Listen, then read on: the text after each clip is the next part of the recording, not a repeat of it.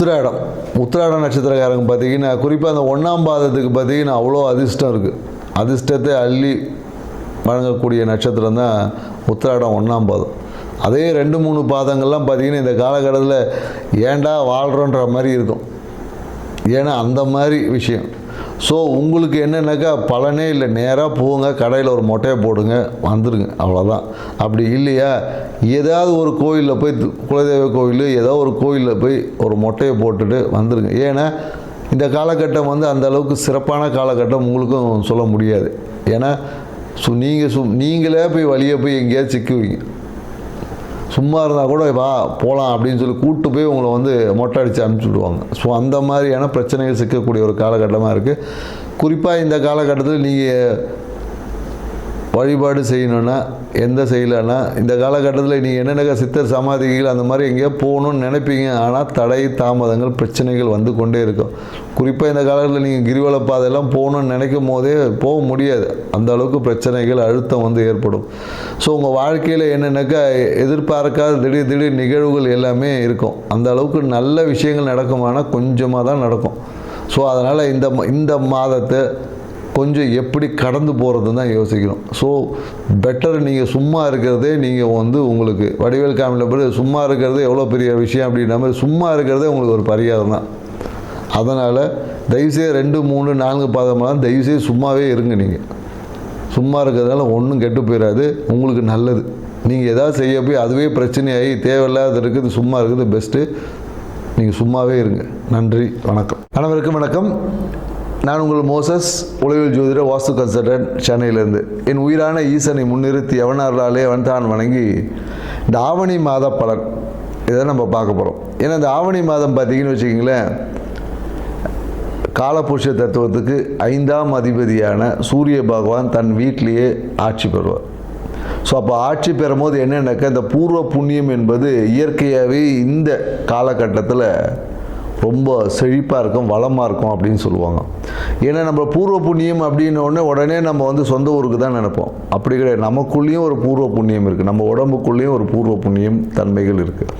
So அந்த தன்மை இந்த காலகட்டத்தில் பார்த்திங்கன்னா மிக செழிப்பாக இருக்கும். அதனால தான் பெரும்பாலும் பார்த்திங்கன்னா இந்த காலகட்டத்தில் நிறைய சுப நிகழ்வு பண்ணுவாங்க. திருமணம் பண்ணுவாங்க, நிறைய பார்த்திங்கன்னா ஆடி மாதம் முன்னாடி எல்லா திருவிழாக்களாக அப்படியே இருக்கும். ஆவணி மாதம் பார்த்திங்கன்னா நிறைய சுப நிகழ்வுகள் பண்ணுவாங்க. ஏன்னா இந்த காலகட்டத்தில் சூரியனோட தன்மை நல்லா இருக்கும் போது, ஆத்மகாரகன் இல்லையா சூரியன். ஸோ அப்போ ஆத்ம பலம் வந்து இயற்கையாகவே எல்லாருக்கிட்டையும் பெருகி இருக்கும் இந்த காலகட்டத்தில். அதுவும் இந்த காலம் இன்னொன்றாக்கா இந்த வருஷம் பார்த்திங்கன்னு வச்சுக்கோங்க, கேது பகவானும் 5ஆம் இடத்துல இருக்கார். ஸோ அப்போ என்னென்னாக்கா கேது வந்து என்னென்னாக்கா ஞானக்காரகன். ஏன்னா பொதுவாக பார்த்திங்கன்னா அந்த சூரியன் வந்தால் பார்த்திங்கன்னா நம்ம ஆத்மகாரகன் சொல்கிறோம் இல்லையா. ஏன்னா அந்த ஆத்மகாரகன் எந்த ராசியில் வலுவாக இருக்கோ இல்லை பலமாக இருக்கோ அந்த ஜாதகர் பார்த்திங்கன்னா மிகுந்த உச்சத்தில் இருப்பார். ஏன்னா பார்த்திங்கன்னு வச்சுக்கலாம், ஏன்னா ஆத்ம பலம் தான் தேவை.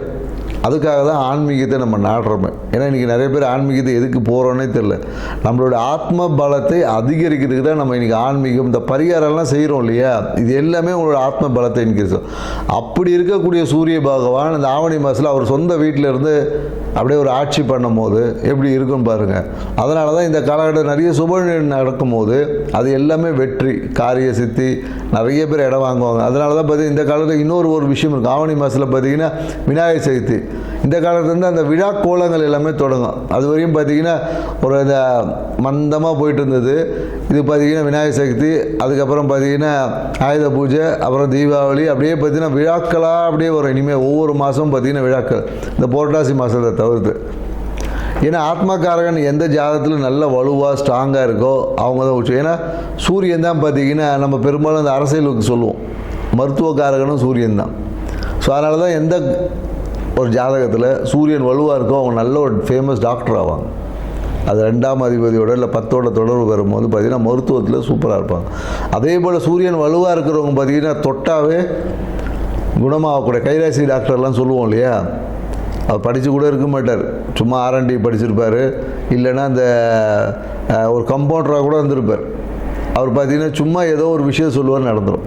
கைராசி டாக்டர் அப்படின்னு சொல்லக்கூடிய எல்லாருமே பார்த்திங்கன்னா இந்த சூரியன் வலுவாக இருக்கும் தான் கைராசி டாக்டர். ஏன்னா ஆத்மத்தை பலமாக வச்சுருக்க எல்லாமே பார்த்திங்கன்னா குணமாக்கக்கூடிய ஆற்றல் அவங்ககிட்ட இயற்கையாகவே நிறைய இருக்கும். சூரியன் வலுவாக இருக்கும், நிறைய பரிகாரம் பண்ணான்னு வச்சிங்களேன், சூப்பராக சக்ஸஸ் ஆகிடும். பெரிய பரிகாரம் சின்னதாக சொன்னாவே பெரிய விஷயங்கள் கூட குணமாக்கக்கூடிய ஆற்றல்.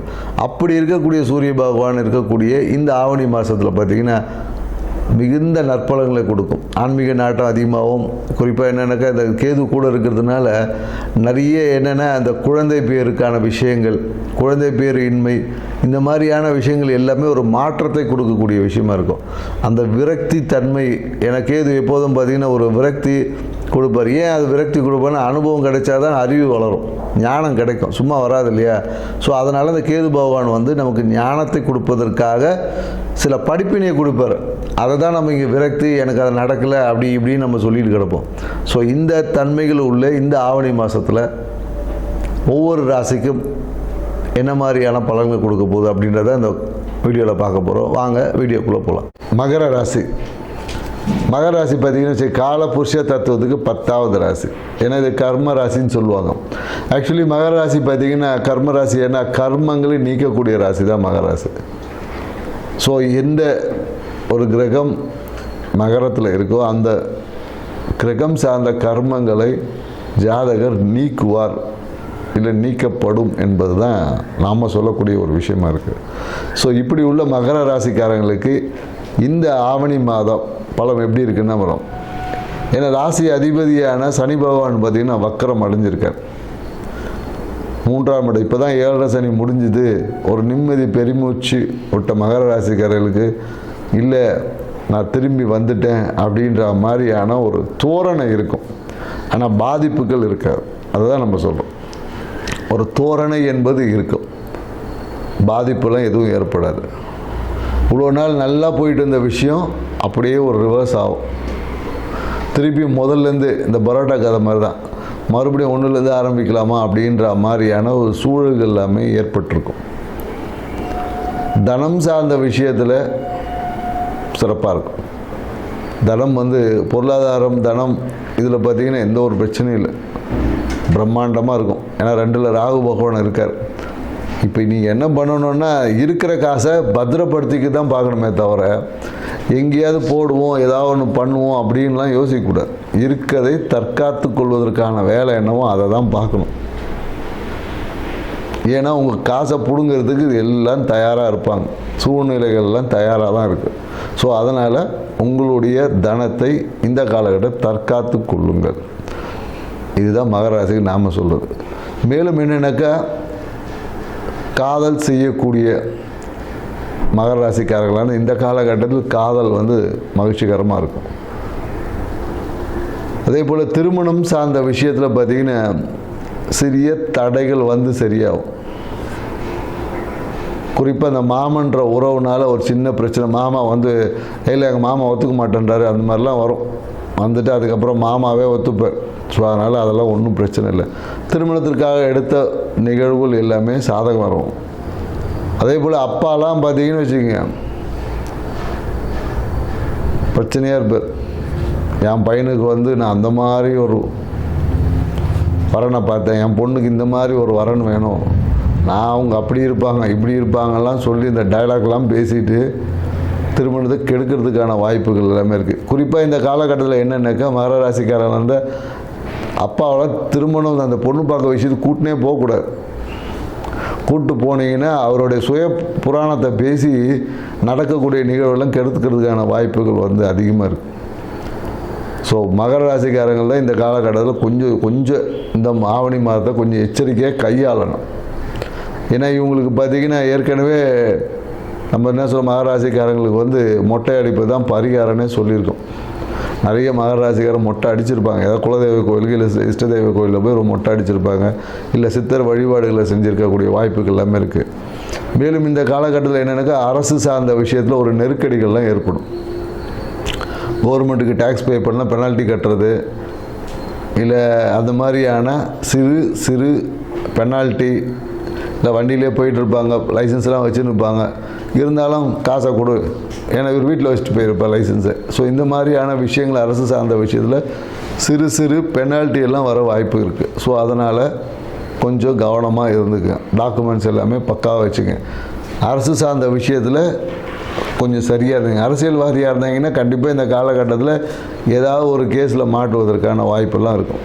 ஸோ அதனால் உங்கள் சுயம் சார்ந்த விஷயத்தில் இந்த டாக்குமெண்ட் வச்சுக்கிறீங்க, எதை வச்சுருந்தாலும் சரியாக அக்கௌண்டபிலிட்டியோடு வைத்துக்கொள்வது உங்கள் வாழ்க்கை சிறப்பான பலனை தரும். அதே போல் என்னென்னாக்கா வாகனம் சார்ந்த விஷயத்தில் புதிய வாகனம் வாங்குறது, கடன் மூலயமா புதிய வாகனம் மாற்றம் என்பது இந்த காலத்தில் இருக்கான்னா இருக்குது. மேலும் என்னென்னாக்கா மன மகிழ்ச்சி அதிகமாகும். குறிப்பாக என்னென்னாக்கா இந்த காலகட்டத்தில் பார்த்திங்கன்னா எல்லாம் அந்த முருகர் கோயில் வழிபாடு போயிட்டு வருவாங்க. திருச்செந்தூராக இருந்தாலும் சரி, பழனியாக இருந்தாலும் சரி, எங்கேயாவது ஒரு முருகர் கோயில் வழிபாடு வந்து இந்த காலகட்டத்தில் மகர ராசிக்காரருக்கு மிகுந்த ஏற்றத்தை கொடுக்கக்கூடியதாக இருக்கும். அதுவும் குறிப்பாக என்னென்னாக்கா ஊருக்கு நடுவில் இருக்கக்கூடிய ஒரு முருகன் கோயில் உங்கள் ஊரில் இருந்துச்சுன்னா, ஊருக்கு நடுவில் இருக்கக்கூடிய முருகன் கோயில் வழிபாடை செஞ்சிங்கன்னா இந்த காலகட்டத்தில் உங்களுக்கு வர வேண்டிய தடைகளை எல்லாம் தாண்டி ப்ரமோஷன் வந்து கிடைக்கும். மேலும் வீடு வாங்கக்கூடிய யோகம் இருக்கும். சில பேர் என்னென்னாக்கா வீடை இடித்து கட்டுறது அந்த மாதிரியான நிகழ்வு எல்லாமே இருக்குது. வீட்டில் இந்த பிரச்சனைகளை போக்குவதற்கு இதுக்கு எல்லாமே பார்த்திங்கன்னா குறிப்பாக ஆவணி மாதம், இந்த மாதத்தில் முருகர் கோயில் வழிபாடு இல்லை முருகன் வழிபாடு, சுப்பிரமணியர் வழிபாடு உங்கள் வாழ்க்கையில் மன மகிழ்ச்சியையும் சுகத்தையும் லாபத்தையும் அதிகரிக்கக்கூடிய விஷயமா இருக்குது. ஸோ அதனால் இந்த விஷயத்தை செஞ்சு பாருங்கள். குறிப்பாக அரசு சார்ந்த விஷயத்தில் கொஞ்சம் கவனம், எச்சரிக்கை தேவை. திருமண நிகழ்வுகள் எல்லாமே இந்த காலகட்டத்தில் சிறப்பாக தான் இருக்குது. மேலும் சனி பகவான் வக்கரம் அடைந்தது தான் உங்கள் வாழ்க்கையில் எண்ணங்களில் சிறு அவசரம் இருக்கும், பின்னோக்கிய சிந்தனை இருக்கும், நெகட்டிவ் ஆஸ்பெக்ட்ஸ் வந்து கொஞ்சம் அதிகமாக இருக்கும். ஸோ இதை மாற்றிக்கொள்வதற்கு முறையான உணவு பழக்கத்தை வைத்துக்கொள்ளுங்கள். உங்கள் வாழ்க்கையை சிறப்பாக்கிக்கங்க. நன்றி, வணக்கம்.